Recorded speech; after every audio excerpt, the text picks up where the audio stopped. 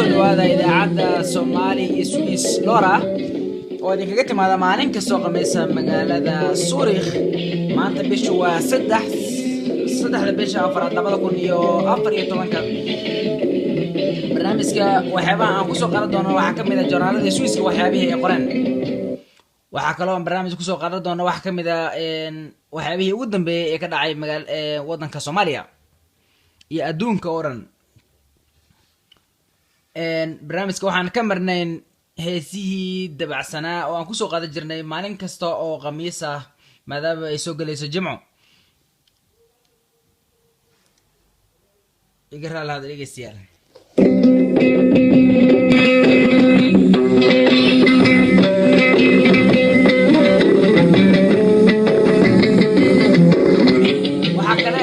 barnaamijka ka marnayn maanta waraysi aan la yeeshtay cabdi dheere oo taqasus weyn u leh dhaqanka Soomaalida oo ah waraysi aad u xiiso badan aan la yeeshtay. cabdi dheere wuxuu joogaa magaalada Bern. 60 daqiiqo ee soo socda barnaamijka waxaan la socodsiin doonaa anigoo ah Yunis. haddana waxaan kusoo dhawaataan hees ay ku luqeyso fanaanada Xawakin.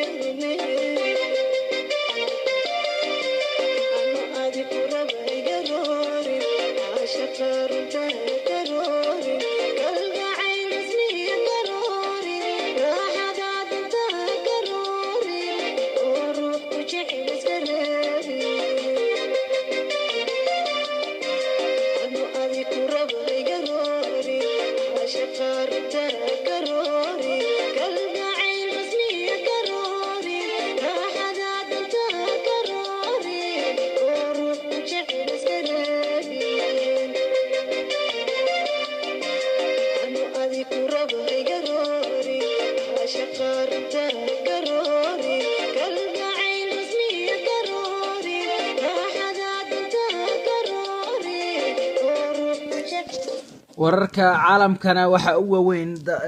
dalka Masar magaaladiisa Qaahira oo qarax weyn ka dhacay ma dhaweyd qaraxa weyn ayaa waxa ku dhintay dad ay ka mid yihiin dad ciidamo u badan ciidamadaas oo ah ciidamada ka hortago rabshadaha waxa ku jira ciidamadaasi nin generaal oo ahaa ciidamada booliiska dalka Masar wadankaas dhibaatooyin badan ayaa ka taagnay dhowrkii sano la soo dhaafay markii xilka laga tuuray madaxweynihii Maxamed Mursi oo ahaa ikhwaanka waxa kaloo barnaamijka ayagana ka mid ah dalka Kenya oo asna oo ayadan rabshado badan ay ka jireen qaasatan magaalada Mombasa magaalada xeebadka Mombasa markii lagu dilay maal dhaweeday nin shiiqaas oo la xiriirinayay inuu ka tirsan yahay xarakada shabaab ee Soomaaliya shiiqaas dilkiisa waxa ka dhashay rabshado aad u fara badan ciidamadan waxay xireen dad aad u badan oo ka badan 600 oo qof wararka magaalada Muqdisho waxa kamid ah ra'iisul wasaaraha dawladda Soomaaliya Cabdiweli ayaa wuxuu dawladda Talyaaniga uga mahadceliyay alaabtii ay siiyeen ama qalabkii ay siiyeen ciidamada qalabka sida ee Soomaaliya wadanka Talyaaniga oo mar walba caawiya ciidamada Soomaalida ayaa wuxuu ra'iisul wasaaruhu uga mahadceliyay dhaqaalihii iyo wixii ay siiyeenba waxa kaloo ka mid ah madaxweynaha Soomaaliya Xasan Sheekh Maxamuud oo ka qayb galaya shir ka dhacaya shir ka furmaya Belgiumka madaxweynaha Soomaaliya ayaa wuxuu uga qayb galayaa shirkaasi magaalada Brussels waxa kale oo idii hayno waxa ka mid ah joornaalada Swisska waxyaabihii ay qoreen isbuucii la soo dhaafay ayaa waxa ka mid ahaa waxyaabo fara badan oo ay ka mid ahaayeen qaxootiga laga qoray iyo waxa kale oo ka mid ahaa barnaamijyo golaha shacabka ee dalka kan Switzerland ayaa waxay ka doodayeen dhowrkii bilood la soo dhaafay qaabka loo qaadan lahaa dhalashada wadankan Switzerland dhalashadaas oo dood badan ay ka taagneeday ayaa wax walba hadda waxay yihiin weli sidii hore laakiin dood baa socoto doodaas oo ayada aad u kulul xisbiyadu waxay soo jeedinayaan xisbiyo barnaamij buu wataa marka xisbiyada qaar ayaa waxay soo jeedinayaan in baasaboorka lagu qaato 12 sano sidii hore oo ahaado waliba ay dadku ay sii sameeyaan integration oo qof aan haysanin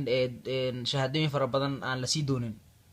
dadka qaar waxay leeyihiin qofku waxa lagu xiri doonaa luqadda qaarna waxay leeyihiin waa inuu qofku soo barta nidaamyada dalka kan Switzerland ay leeyihiin wixii ka soo baxa waanu idla socodsiin doonaa haddana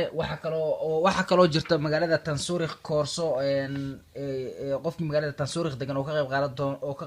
qayb qaadan karo oo lacag la'aan ah waa jaanis weyn oo soo maray magaalada Tansuuriq mararka qaar iyo dalka kan Switzerland dhamaantiisba koorsadaas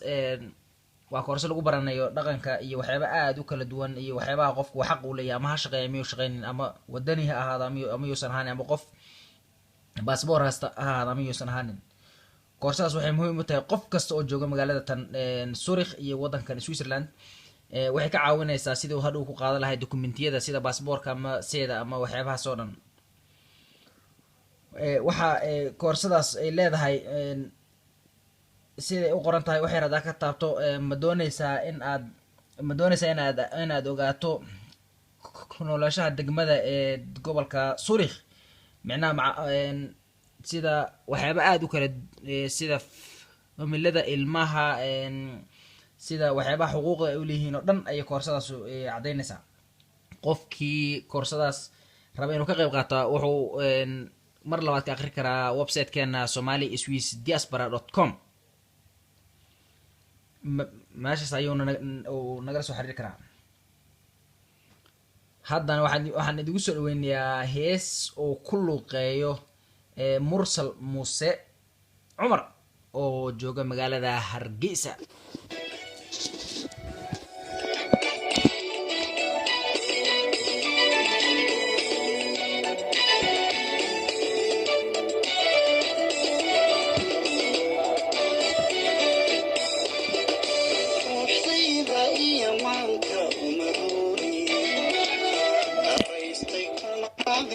Yeah.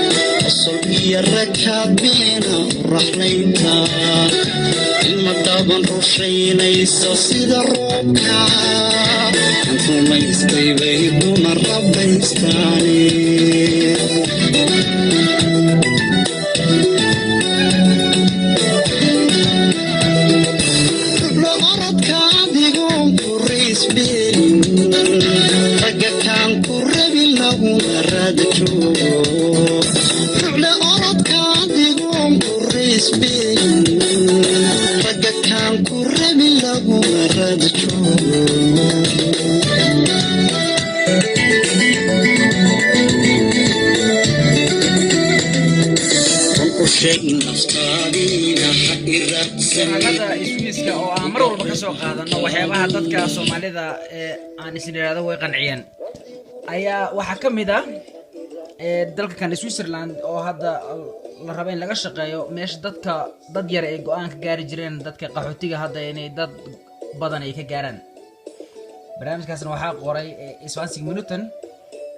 waxa kale oo kamid ah barnaamijyadeena maanta dagaaladkii Soomaaliya ka socday meelo kala duwan hadda way qaboobeen dad aan la xiriiray magaalooyinka laga qabsaday xarakada shabaab ayaa waxay sheegayaan dhibaatooyin weyn inay qabaan oo ay ka mid tahay abaar oo jirta ama xoolahooda maadaama meelaha dagaaladku ay ka dhaceen ay ahaayeen dhul baadiye ah ay ku nool yihiin dad xoololey ah waxaan waraysi lala yeeshay Cali Dheere ayaa raba barnaamijkeena ku soo qaato waraysigaas waxa Cali Dheere la yeeshay Yusuf Garaad oo xilligaas ka shaqeynayay BBC-da waraysigaas oo ah waraysi aad u kululaa xilliga wuxuu u dhacayay sida tan.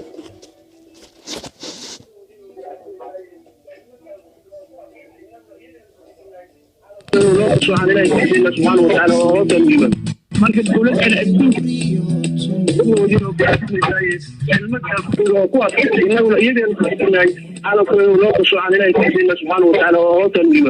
marka dawladdan adduunkan ka jirin oo adduunkan ka qayb qaadanayn aakhire uun ka fikiraysa in waddanka laga dhisa doonaysaan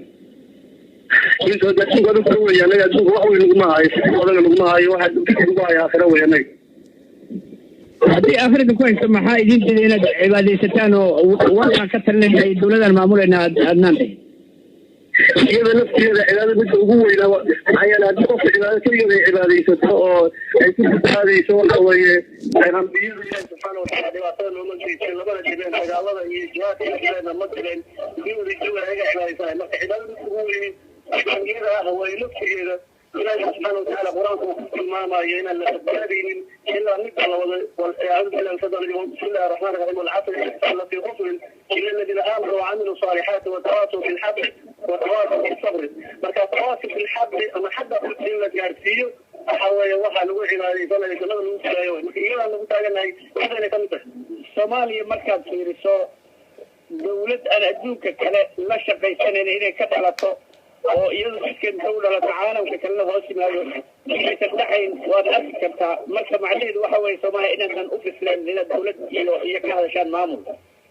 anagu aragtadu inaysan dhacaynin annagu waxaan u aragnaa inay dhacayso oo la gaarayo biidni illahi tacaala subxaanahu maxaa yeele waxaanu rumaysannahay sidii maxamed wuxuu lagu soo dejiyey in ay ahaayeen wax sadriya وما يتبع الهوى إن هو إلا وحي يوحى إنه يهي أحسننا نوغو بشاريي in islaamku uu kor noqon doono oo caalamka asaga uu saydaray doono wax badan ka xaqligiisu waxaysan adiga ku muuqanin annaga way noo muuqataa sidaa noogu muuqato qoraxda markay soo baxdo duurka ay joogto sida loo qaybin noogu muuqataa in caalamka islaamka kor maraya isagu talin doono marka badani kama qabno insha allah caalamka islaamka ayay ka tahay isaga iyadana loo dhimaa doona haddii ilahi subxana watacaala waxa way saaxiib caalamka la isma haysaan soomaali iyo muslim way markaas haysaan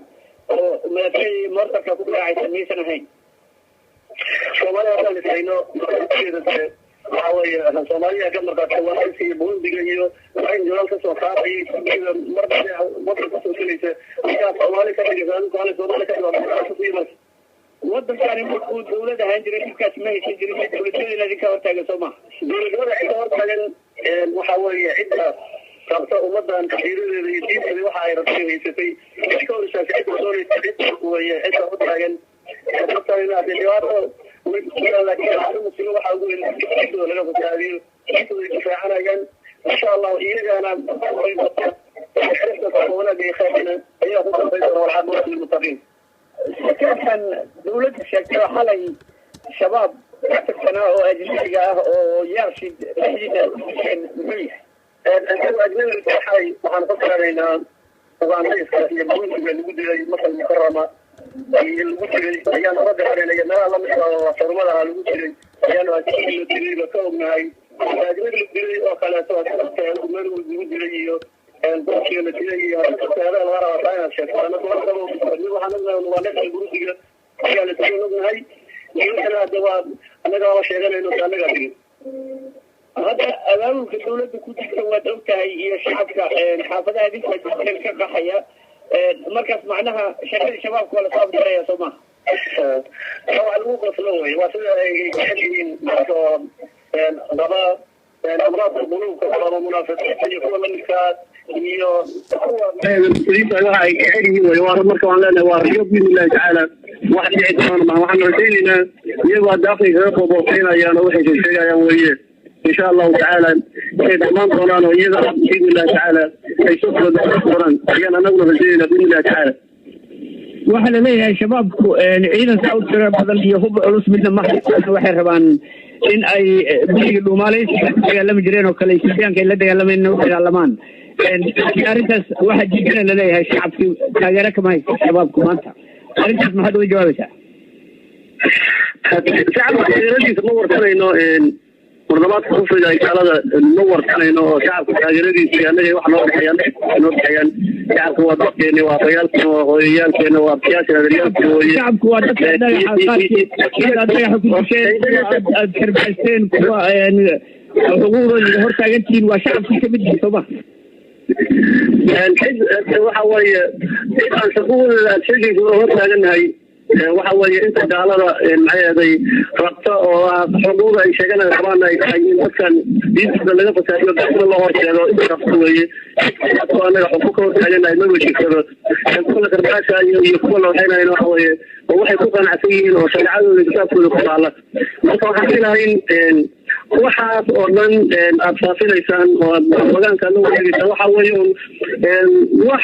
kuturbuteena oo waxba ku jirinin waxa weeye loo soo ladamay warbaahinta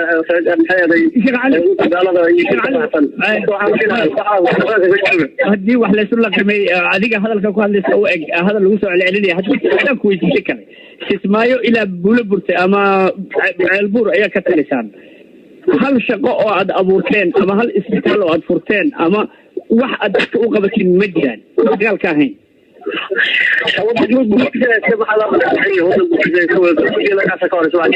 idinka meelahaas haysta idinka gumaysigu marka idinku meelaha joogtaan maxaa ka abuurteen wadanka sheekh waxa weeye dhinacaad kala ka haysataa way gaalada marka insha allahu awood iyo xog ku badan in la isugu geeyo gaalada kusoo noqotaa sheegaysa laftigeeda waxaan qaslay ilaahi subxaana wataala kuxajisa ka rabnaa laakiin waxa weeye way muuqataa inta wadooyin la hagaajiyey inta maxay waxa weeye waxyaalo kale oo khayr maxay wanaag dadka loo sameeyey kanaala iyo loo furay wadagii loo hagaajiyey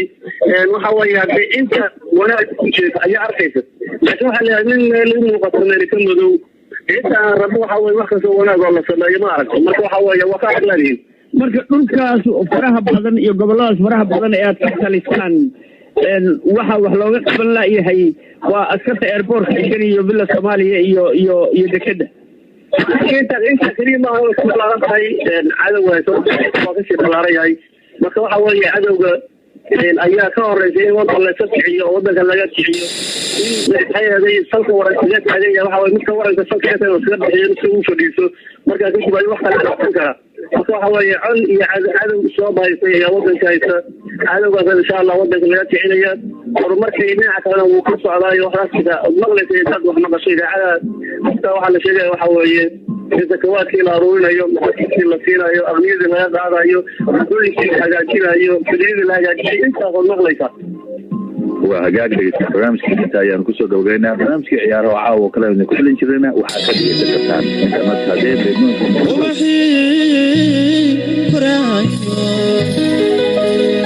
ardaydii taalintiyo barihii aqoontiyo ururka caafimaadkiyo ogaalkii warbixintiyo iftiinkii dalko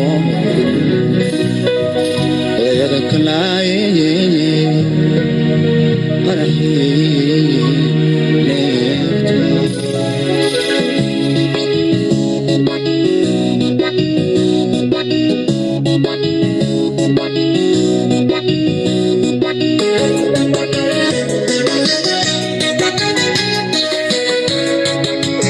waraysigaasi waxay ahaayeen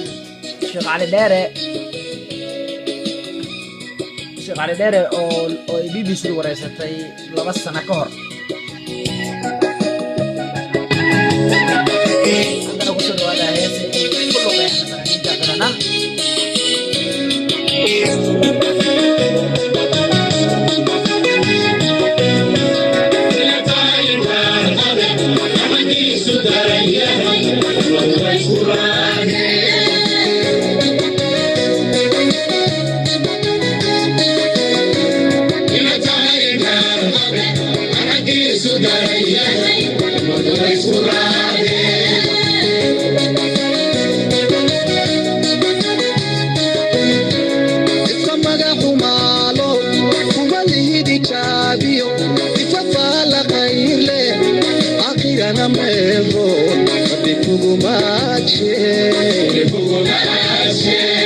Kamaga kumalo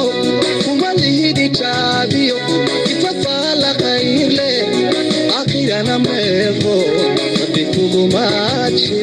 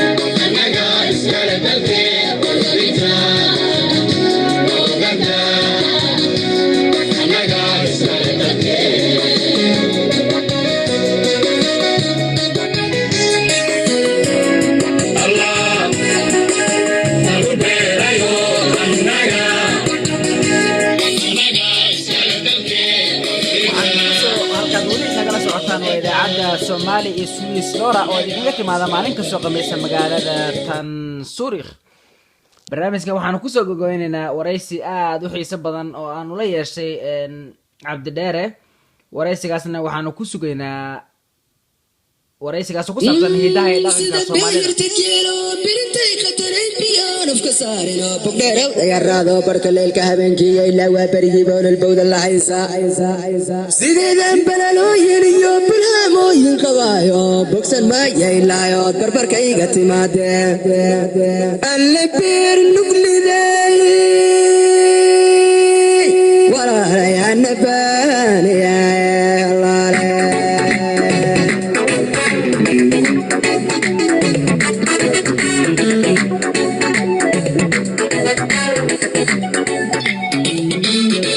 الله يونس يا جلسوا عسيني وحنا نيجي تجي هيستان ورئيسك عبد الداري أو كحلو بس نبدأ كرتدو بندا بنجل ده حسار دافع ما يوابنوك كرتبيل حسما وبدام في حرام ما بدارا تيول وبشارين يا